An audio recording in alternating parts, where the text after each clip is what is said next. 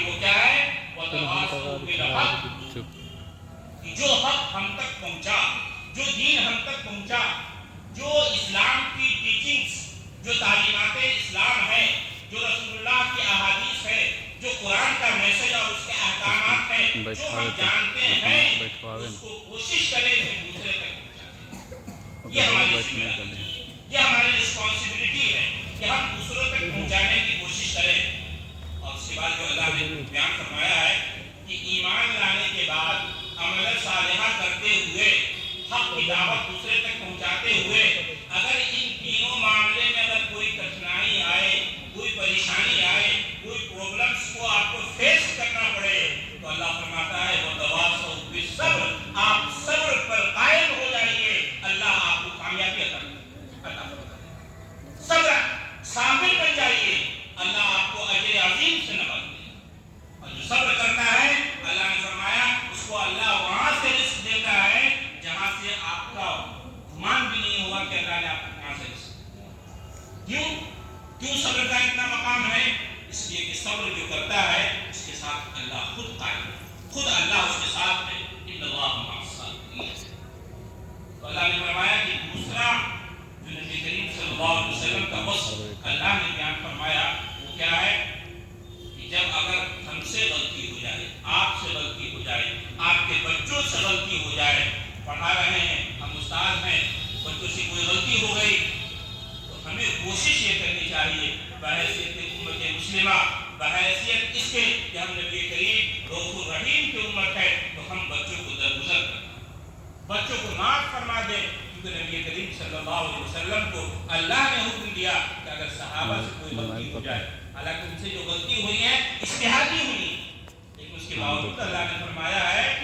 کہ اے میرے نبی، اے میرے پیارے نبی جو آپ کے ارد گرد بیٹھے ہیں، ان سے کوئی غلطی ہو جائے، کوئی چوک ہو جائے تو آپ ان کو معاف کریں، کیونکہ یہی آپ کے قریب بیٹھنے والے ہیں۔ اگر یہی دور ہو گئے تو پھر آپ کے پاس بیٹھنے والا کوئی نہیں۔ جیسے کہ اس آیت کریمہ سے اوپر کا جو حصہ ہے اللہ نے فرمایا کہ محبوب اگر آپ نرم مزاج نہ ہوتے تو یہ جو چمن آپ کے ارد گرد قائم ہے، یہ جو کیاریاں جو آپ نے لگائی ہیں، یہ جو صحابہ کا مجمع آپ کے ساتھ ہے، یہ کوئی نہ ہوتا۔ اس لیے آپ کے ساتھ ہے، یہ اللہ فرماتا ہے یہ لوگ اس لیے آپ کے ساتھ ہیں کیونکہ آپ نرم مزاج ہیں، آپ کے اندر سافٹنس پایا جاتا ہے، آپ کے اندر وہ رحمان کے رحیمیت کا وہ جذبہ ہے جس کو اللہ نے بیان فرمایا وَمَا أَرْسَلْنَاكَ إِلَّا رَحْمَةً لِّلْعَالَمِينَ، کہ اے محبوب ہم نے آپ کو عالمین کے لیے رحمت بنا کر بھیجا۔ جب اللہ نے اپنے محبوب کو عالمین کے لیے رحمت بنا کر بھیجا ہے تو ہمیں چاہیے بحیثیت امت مسلمہ کہ ہم بھی اپنے ماننے والوں پر، اپنے شاگردوں پر، اپنے اسٹوڈنٹس پر، اپنے چاہنے والوں پر اگر ان سے کوئی غلطی ہو جائے، کوئی بھول چوک ہو جائے، جھگڑا ہو جائے تو ہم ان کو معاف کریں۔ فَاعْفُ عَنْهُمْ وَاسْتَغْفِرْ لَهُمْ۔ اور اللہ نے فرمایا ہے بہت اہم بات ہے، اس کو سمجھنے کی ضرورت ہے۔ اللہ یہ نبی کریم صلی اللہ علیہ وسلم کے اوصاف کو اور وصف کو بیان کرتے ہوئے فرما رہا ہے کہ اگر اے محبوب آپ معاف فرما دیں گے تب میں ان کو بخش دوں گا، میں ان کے گناہوں کو معاف کروں گا۔ اگر آپ بخش دیں گے تب پہلی ذمہ داری ہماری بنتی ہے کہ اگر کوئی ہم سے آ کے لڑ لے، ہماری بارگاہ میں کوئی گستاخی کر لے، کوئی ہم سے چھوٹا آ کے ہم سے لڑ بھڑ لے، تو آپ کی ذمہ داری ہے، بڑکپن اسی میں ہے کہ آپ معاف فرما دیجیے، کیونکہ جو معاف کر دیتا ہے وہی بڑا ہوتا ہے اور وہی اللہ کے نزدیک محبوب بھی ہوتا ہے۔ اللہ نے فرمایا فَاعْفُ عَنْهُمْ وَاسْتَغْفِرْ لَهُمْ۔ یہ نبی کریم صلی اللہ علیہ وسلم کا تیسرا وصف بیان فرمایا گیا۔ چوتھا وصف کیا ہے؟ وَشَاوِرْهُمْ فِي الْأَمْرِ۔ یہ بہت اہم ہے کہ ہم جب کوئی کام کریں، جیسے سیرت مصطفیٰ صلی اللہ علیہ وسلم کا پروگرام، اس کو کرنے سے پہلے ظاہر سی بات ہے جناب سیف الدین صاحب نے مشورہ کیا ہوگا اپنے اساتذہ سے، اپنے محبین سے کہ بھئی ایک پروگرام کرنا چاہتے ہیں، کیسا رہے گا؟ ظاہر سی بات ہے جو محبین ہیں، جو اساتذہ ہیں، انہوں نے کہا ہوگا تو بھائی اچھا رہے گا۔